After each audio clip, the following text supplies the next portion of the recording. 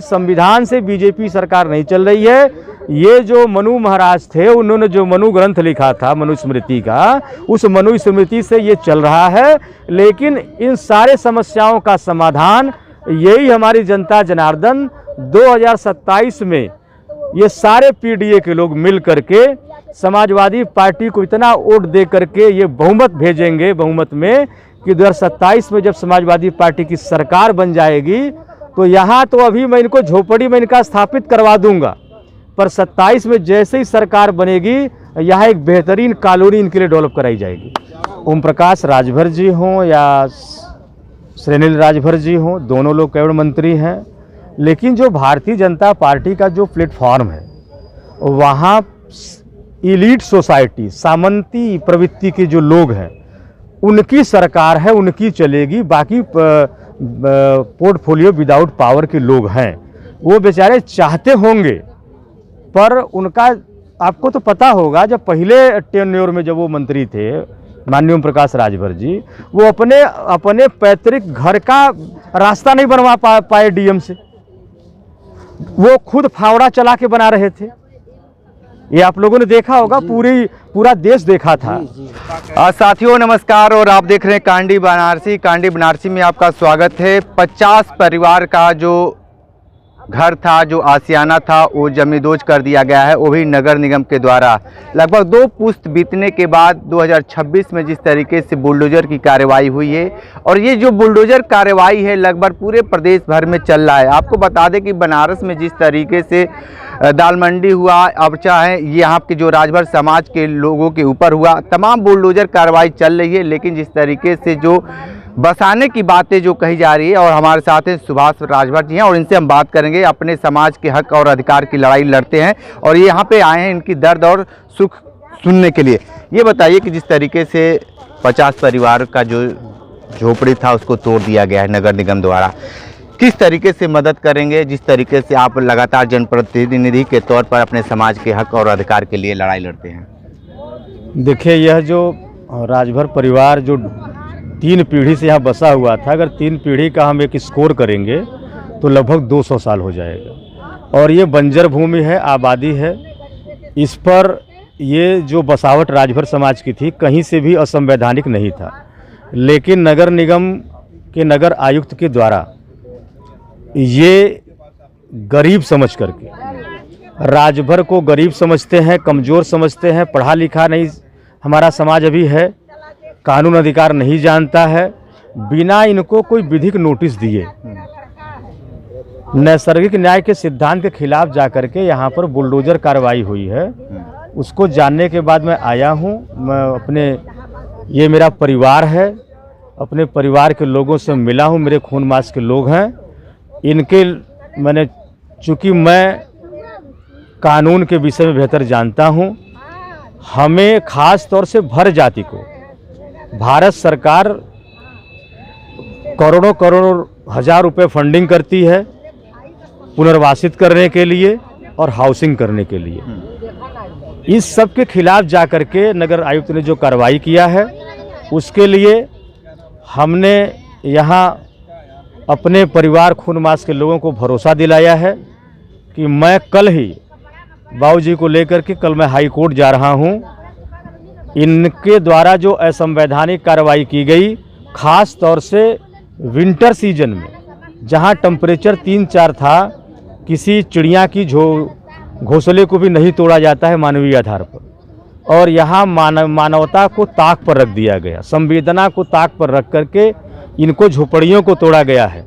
और यहाँ एक सबसे बहुत ही अजीब बात यह है कि इसी आराजी नंबर 548 में सामने वो जो मकान बना हुआ है वह एक पुलिसकर्मी का मकान है, उसका नहीं तोड़ा गया। इधर बगल में एक अरबपति हैं कलावती स्टील कंपनी, उनका नहीं तोड़ा गया। इनका इसलिए तोड़ दिया गया कि ये गरीब हैं, राजभर हैं, ये मेरा क्या बिगाड़ लेंगे, तो मैं उस नगर आयुक्त को आज इस धरती पर आ गया हूँ, उसको बताऊंगा कि राजभर कितना मार्शल कौम है। उस मार्शल कौम में एक डॉक्टर सुभाष राजभर इसी बनारस का रहने वाला है। मैं उसको कानूनन लड़ा करके इनको फिर से पुनर्वासित करा के दिखाऊंगा। लेकिन जिस तरीके से ये देखा जा गया कि ये जो बुलडोजर कार्रवाई है, लगातार इन लोगों का कहना है कि ओम प्रकाश राजभर को फोन करते रह गए लोग, लेकिन फोन का कोई रिस्पांस नहीं मिला और लगातार पत्राचार भी किए, गौहत्या भी हुई है। न देखिए, श्री ओम प्रकाश राजभर को मैं बहुत दोषी नहीं मानता हूँ। मैं यहाँ किसी का न कोई कंट्रोवर्सी पैदा करने आया हूँ, न किसी की आलोचना करने आया हूँ। चूँकि ओम प्रकाश राजभर जी हों या श्रीनील राजभर जी हों, दोनों लोग कैबिनेट मंत्री हैं, लेकिन जो भारतीय जनता पार्टी का जो प्लेटफॉर्म है वहाँ इलीट सोसाइटी, सामंती प्रवृत्ति के जो लोग हैं उनकी सरकार है, उनकी चलेगी। बाकी पोर्टफोलियो विदाउट पावर के लोग हैं, वो बेचारे चाहते होंगे, पर उनका आपको तो पता होगा, जब पहले टेन्योर में जब वो मंत्री थे माननीय ओम प्रकाश राजभर जी, वो अपने पैतृक घर का रास्ता नहीं बनवा पाए डीएम से, वो खुद फावड़ा चला के बना रहे थे।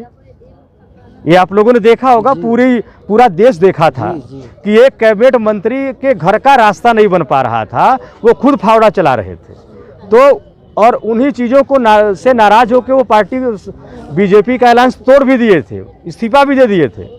लेकिन पता नहीं कौन सा उनके अंदर लालच जो भी हो, मैं नहीं जानूंगा, जिस भी कारण से वहाँ वो लोग हैं, पर उनका चाह के भी चल नहीं रहा है, क्योंकि भारतीय जनता पार्टी के बुलडोजर में एक सेंसर लगा हुआ है, जाति सेंसर लगा, कास्ट सेंसर लगा है। वो अपने जो इलीट कम्युनिटी है उसका सेंसर लगा है, वो पकड़ लेती है कि ये किसका है। जैसे ही वो ठाकुर साहब का होगा, फलाने साहब का होगा, वो सेंसर तुरंत अपने इंजन को बंद कर देगा, वहाँ बुलडोजर फेल हो जाएगा, नहीं चलेगा। लेकिन जैसे जब बुलडोजर आएगी, राजभर है तोड़ दो, पटेल है तोड़ दो, चमार है तोड़ दो, मतलब ओबीसी, एससी, एसटी और अल्पसंख्यक अगर है, वो कितना हूँ कानूनन सही हो, जायज हो, फिर भी उसके खिलाफ कार्रवाई हो जाएगी, नियम कानून को ताक पर रख के। ये लोग तो हाई कोर्ट, सुप्रीम कोर्ट को भी दता बता चुके हैं। ये आज के तारीख में सुप्रीम कोर्ट बहुत बार कमेंट कर चुका है कि अगर इसी तरह से करना है, यही बुलडोजर कार्रवाई करना है, तो फिर ये जो कोर्टें हैं इनको हटा देना चाहिए। तो कुल मिला जुला के बाबा साहब के भारतीय संविधान से बीजेपी सरकार नहीं चल रही है। ये जो मनु महाराज थे, उन्होंने जो मनु ग्रंथ लिखा था मनुस्मृति का, उस मनुस्मृति से ये चल रहा है।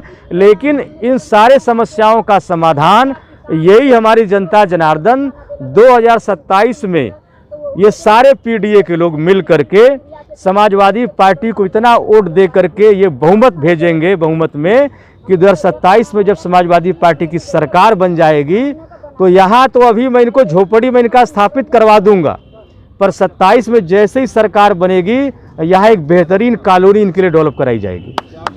लेकिन एक बात बताइए कि जो यहाँ के अधिकारी थे, इनके दर्द को क्यों नहीं समझे, इनके आंसू को क्यों नहीं समझे। लगातार यहाँ की जो महिलाएं वो बता रही थी कि हम लोग को धक्का दिया गया, हमको मारा पीटा गया, और जिस तरीके से जानवर, उनकी गाय तक को मार दिया गया।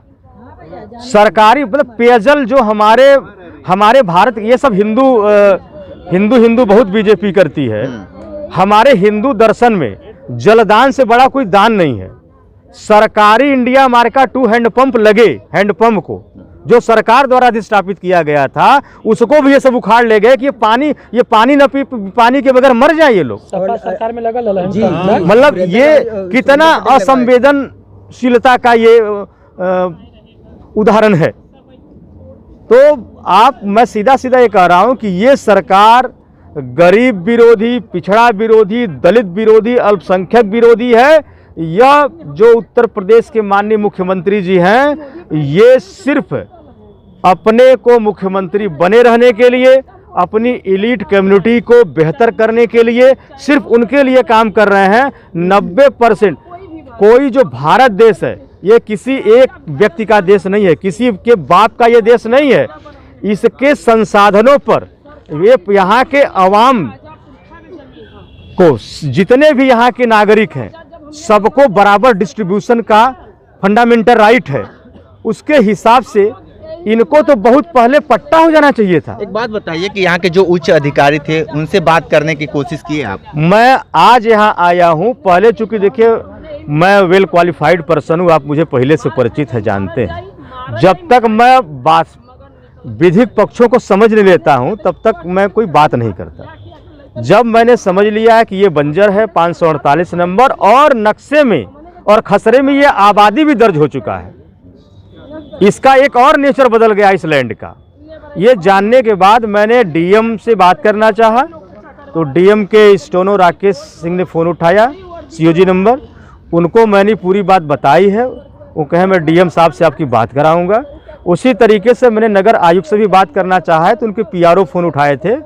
कोई कमिश्नर साहब के साथ हेल्थ की बैठक चल रही है, जैसे खाली होंगे वो मुझसे बात करवाएंगे। और अभी यहाँ से मैं जाने के बाद मैं जिलाधिकारी को, नगर आयुक्त को और ख़ास तौर से डीएनटी वेलफेयर बोर्ड जो भारत सरकार में बनी हुई है उनके चेयरमैन को पत्र लिखूंगा।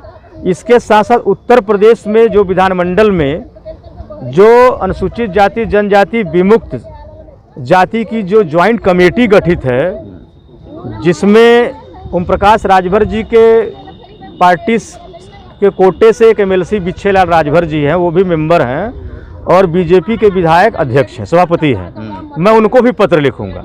सारे अधिकारी और संवैधानिक इकाइयों को मैं खुद अपने लेटर हेड से पत्र लिखूंगा और पत्र लिख करके आज ही मैं चीज़ें कर दूंगा। और कल मैं या इस परिवार से एक प्रतिनिधि को लेकर माननीय उच्च न्यायालय इलाहाबाद कल मैं जा रहा हूं।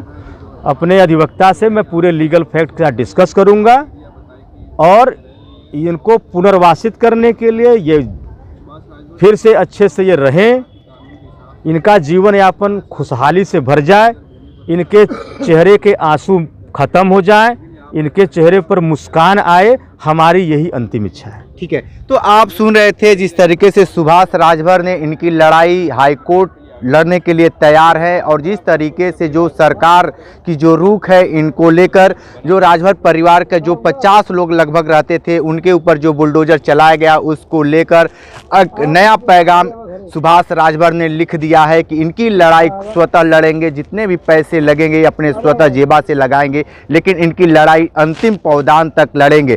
सरकार अगर बनती है तो इनको अच्छा सा एक आशियाना भी दिलाने का भी काम करेंगे। फिलहाल लिए चाहते हैं कि जो इनके आंसू सूखे हैं उस आंसू फिर वापस आए और चेहरे पे मुस्कान आए। ग्राउंड जीरो से रिपोर्ट कर रहे थे, तो हमारे साथ बने रहिए कांडी बनारसी के साथ। नमस्कार।